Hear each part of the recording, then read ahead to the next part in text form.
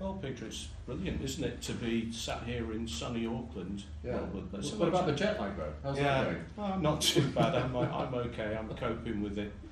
It's probably worth having a bit of a chat about 2018 and the group and New Zealand and where we think we are. Oh, all right then. Is Gareth listening, do you know? I think he might be, yeah. Or somewhere in the background? Yeah, it could be. All right, better be careful what you say then.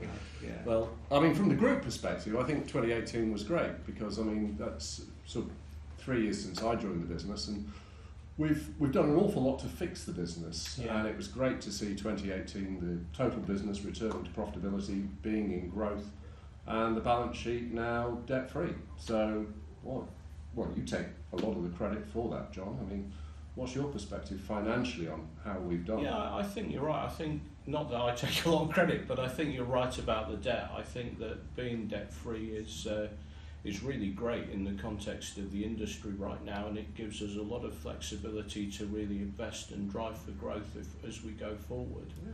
And I think as well, just having made the portfolio choices we've made gives us a lot of clarity going forward in terms of what we're going to focus on, and I think it's a good basis to move forward now, having made those strategic choices. Yeah, and down in New Zealand, of course, I mean, the Canon business was really well tied into the business here. So that decision to sell Canon was a big decision. But I mean, that was a fundamental part of, you know, generating over 100 million of cash that brought us to that debt-free position. And I don't think we'd have ever earned that amount of money if we'd have retained the business, do you? No, I agree with that. I think we got a really good number for that business, and I think you're right as well in terms of New Zealand. I mean, that was an incredibly integrated business, and that was a really tough transition to manage. And I think the guys in New Zealand emerged with a heck of a lot of credit for what they did there, and I think looks like we're more or less through the end of that now, so that's a great achievement, wasn't it? We should thank them for that, shouldn't we? We should, yeah. I mean, everyone in the business in New Zealand really pulled together. It was great work. Good.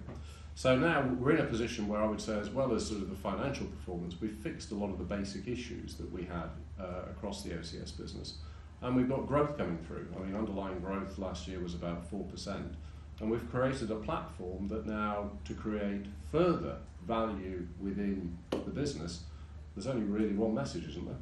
I think so. I think it's growth, boss, isn't it? Yeah. Growth. And it really came through at the conference, didn't it? How we were at that inflection point between fixing and moving to profitable growth. Very clear message there, and I think that's really important now for everyone in the organisation to just really get behind that message in 2019. You reckon Gareth has got it? I think he's got it. He's got it. Yeah, okay, we're all right then. Yeah. So what about in 2018 down in New Zealand? I mean, in the last couple of days we've had a chance to get some real insight into the business, and I think they did it, didn't they? I mean, I think they nailed it.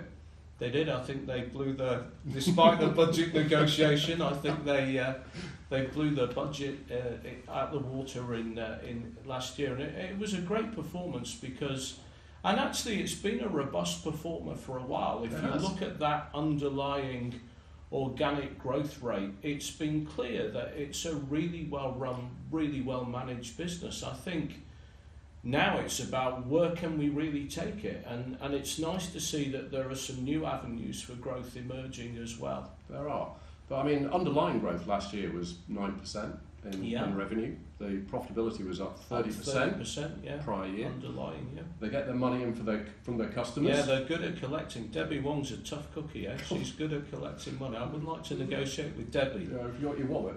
No, it's still here. I checked it. We're okay it's then. still in my pocket. That's good. So yeah. But you know, one of the things I really notice when I come to New Zealand is the people. You know, and it really feels like they're a team. That they work together, they pull together, they're part of the communities right across New Zealand. And the relationships they have with other New Zealand companies are absolutely to die for. So we've got a fantastic platform, you know, to get into really turbocharged growth, I think, don't you? I think it's funny for me because, as you know, my son's here now, and he's just had offers to stay in just about every house in New Zealand, which is a real testament to the culture here. But I think you're right. I think that comes through with the company and the sense of community as well. It does. And the couple of customer visits, you know, in the last couple of days both suppliers and customers. So interesting reciprocal arrangements there, and one in the communication space and a really interesting company in terms of technologies that can play in our business, and the other one was the waste management one. It was really good, both of those.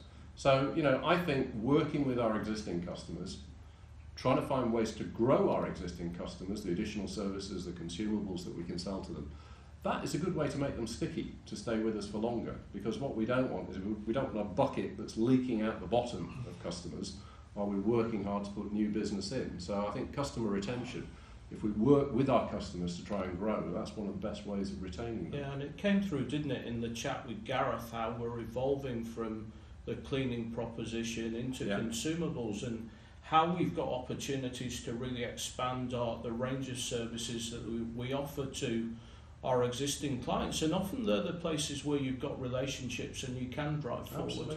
Absolutely, I agree.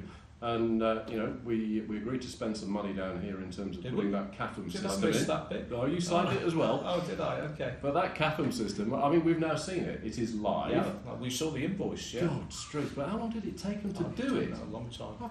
Nice invoice. I'm growing old waiting for them to put that in. Yeah. But anyway, it's in now, and that's a platform, I think, to actually grow the business outside of traditional cleaning services. So we can now look at the handyman opportunity, and more than that, we can look at FM contracts where we can actually plan to do maintenance, manage the reactive maintenance. We just need to build our capability to be able to offer those services.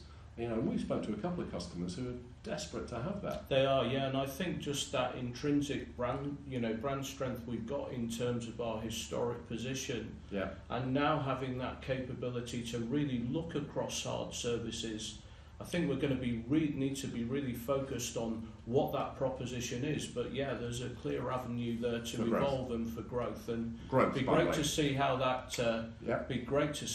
evolves in 2019. We said growth often enough. I think we might have. Yeah, we're getting it. We're trying. Because new customers, I mean, they're important for growth as well. So we'd like to see more opportunity for existing services with new customers. So challenging ourselves to see where we've not penetrated the market, where we've got great references in the sector that we can actually go in and try and sell. So I think the growth story, plenty of opportunity in New Zealand. Yeah, there is. Land of opportunity for us. Our relationships really appear strong and second to none. I think just making sure that whole new business development engine drives forward as well at the new customer opportunities as well as with the existing ones. I think that might well be how we vector up the growth rate in 2019. So it'd be great if we can do that. Oh, that's good. What New Zealand shares with a lot of other markets is it struggles to retain colleagues who work for us at the front line of our business. Really the most important people we have. And while we've been down here, I mean, we've seen it calculated that we retain 75% of our colleagues for around 6 months or longer, which means the 25% are turning over, and they're turning over about 3 times in a year. Yeah, it's incredible, isn't it? And it's difficult to provide great service when you've got that level of churn on a contract, because people don't know what they need to do for the customer. So the one thing I'd really like to see New Zealand nail this year is that churn on the front line. Get our retention rates up, lowers the cost, but more importantly, it gives great service for customers. Yeah, the work that Natalie did was a real insight, wasn't it, in terms of retention. And I think that just in terms of Project Apollo, just really taking that forward and understanding why those people that stay with us for a long time do stay with us, and how can we leverage those lessons, and are there any things happening in other industries in terms of work that they're doing on retention that's relevant. I think that's going to be really important here too. So I mean, one of the things that I've certainly learned in the last 3 years is this is a people business. Around the world, 87,000 people. But when we get it right with people, we get it right in 2 ways. Is we establish great relationships with customers, and we've seen that in New Zealand. But then we see our people taking responsibility for the service that we deliver and how we work together. So our new brand for OCS is partnership made personal. Yeah, I think it's great. It's brilliant. And here in New Zealand, they get it already. It just articulates at their best what they do every single day. And you know what? I've got a photo here Yeah. of a lady that I met at Thank the Cleaner Day last year, Joy, and what a wonderful lady. Great. And it, you know, if anyone really epitomises that brand, it's certainly Partnership Made Personal. Definitely lives and breathes in Joy, and I had a lot of fun meeting her as well. Right. So then, we're off now. We are. Yeah. Where are we going now? Oh, I think it might be back to London. Have you got all the cash in your suitcase to I take have. back? Arjit's given me lots of cash That's to take brilliant. back. So All right. it's always So we better say, Okay. many thanks and farewell, and Yeah. see you soon, New Zealand. Thanks, guys. All the best. Cheers.